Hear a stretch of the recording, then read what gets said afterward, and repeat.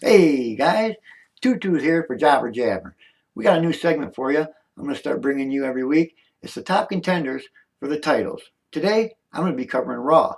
This has the Elimination Chamber and Raw results factored in. So let's get started. First off, the women's title.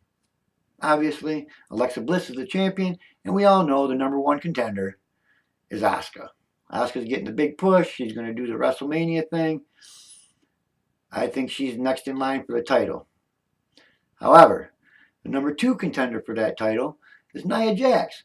Now, she hasn't been getting the big wins or anything, but she hasn't been losing by pins or anything. She's been looking very strong in her losses. So consider Nia Jax the number two contender, possibly the number one, depending on how they maneuver this around.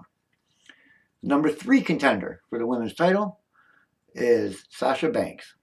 With the heel turn and the big push she's been getting, you got to consider her in that top three at least.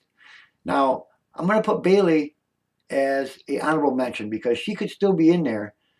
We just got to see how that all plays out. But with Nia Jax, Asuka, and Sasha in there, it's hard to put Bayley anywhere above an honorable mention. Now, let's move on to the tag team titles. What a mess on Raw. Oh my.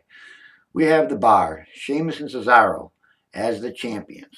Now, number one contenders, Titus Worldwide, I guess. I don't know. I have no idea. They say they're the ones that are getting the shots, but are they worthy of being number one contenders? I don't think so. With all the injuries to Jason Jordan and the Hardys, I mean, that eliminates a couple top tag teams right there. So I guess you got Titus Worldwide as the number one contenders, followed by Gallows and Anderson, but they haven't done a whole lot with them. Then you got the Miz Taraj, you have the Revival. As far as 2 and 3 go for the contenders for the tag team titles, throw them all in a hat. Your guess is as good as mine. Right now, all we have is the Bar and Titus Worldwide. I don't see the titles changing hands to any of those unless they bring up somebody from NXT, like the Authors of Pain maybe or something like that. But as of right now, the Raw Tag Team titles are a mess. Now, let's move on to the Intercontinental Championship held by Miz. The Miz is looking great. They are doing a lot of things with the Miz. I could see him moving up to the main title after it's taken off from Brock. They're not going to have the Miz in there with Brock having the title. But as for now, he's the Intercontinental Champion. And the number one contender for that title, Seth Rollins.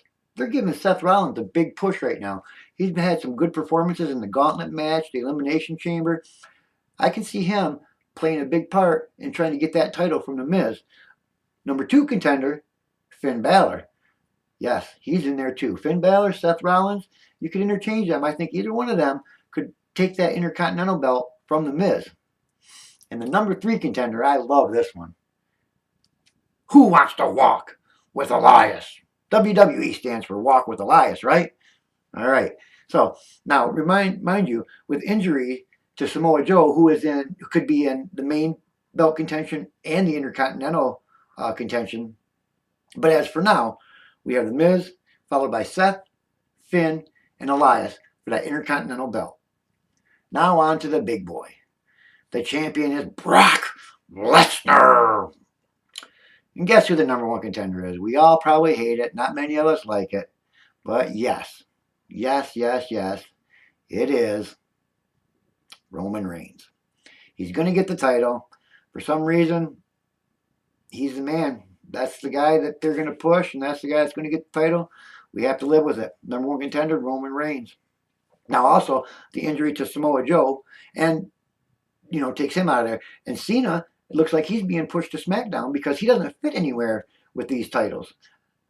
And they got to get him that 17th title so he can take over Ric Flair's record. I mean, come on. It's obvious it's going to happen. Just don't know where. So I pushed Cena over to SmackDown. That's obviously where they're pushing him. But you never know the WWE. They could twist this up and really screw things up. Number two contender for the world title, Braun. In my opinion, that's the number one contender. He eliminated everybody in the elimination chamber except for Roman Reigns. Roman Reigns had one elimination. It was Braun. Boom.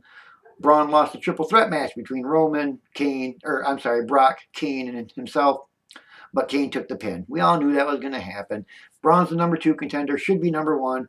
Deal with it. Roman's the Vince McMahon's hero, I guess.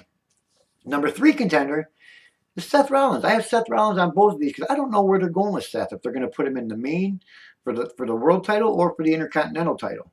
But as of now, he is the number 3 contender, and I think Elias could possibly be an honorable mention for that world title.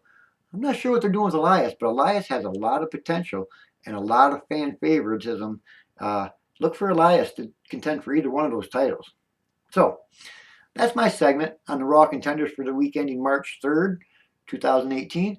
I'll be back next week to give you the changes and the new contenders. If anything changes, I'll still come back and tell you. We'll run SmackDown contenders, and I'll put that video up for you. Leave a comment. Let me know if you don't like what I said, if you like what I said. Just tell me. It's tutus for Jobber Jabber. Peace out.